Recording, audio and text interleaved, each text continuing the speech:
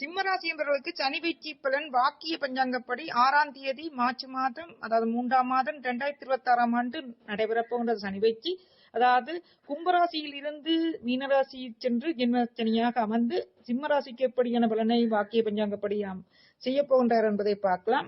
இது பார்க்கறதுக்கு முன் இதுவரைக்கும் வீடியோவில் இருக்கிற சப்ஸ்கிரைப் கிளிக் பண்ணி பக்கத்தில் கிளிக் பண்ணுங்கள், லைக் பண்ணுங்கள், கமெண்ட் பண்ணுங்கள், பகிருங்கள். தொடர்ந்து பாருங்கள். சிம்மராசிக்காரர்களுக்கு சனி பகவான் 8ஆம் இடம் அட்டமச்சனியாக ஆரம்பிக்க போற சஞ்சரிக்கின்றார்.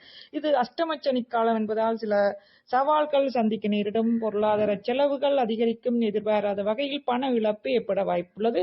ஏற்கனவே இந்த வருஷம் சனி பயிற்சி நடைபெற்றால் திருக்கணித பஞ்சாங்கப்படி மார்ச் மாதம் 29ஆம் தேதி 2025ஆம் ஆண்டு இந்த வருடம் நடைபெற்றது. வார வருடம் தான் வாக்கிய பஞ்சாங்கப்படி நடைபெறுகின்றது. சரி, தொடர்ந்து பார்க்கலாம். இது வசிரஜி கைரேகன் ஜோதிடம் சொன்னார். பண விஷயத்தில் கவனமாக இருப்பது அவசியம். சிம்ம ராசி என்பவர்களை பண இழப்புகள் ஏற்பட வாய்ப்புள்ளது. வேலை செய்யும் இடத்தில் சில பிரச்சனைகள் வரலாம். மேலதிகாரியுடன் வாக்குவாதங்களை தவிர்ப்பது நல்லது. சிம்ம ராசி என்பவர்களை எந்த வேலையையும் திட்டமிட்டு செய்வது அவசியம். பொறுமையுடன் செயற்படுங்கள், இல்லாவிடில் வேலை போகும் நிலைமை கூட சிம்மராசி என்பவர்களுக்கு ஏற்படும்.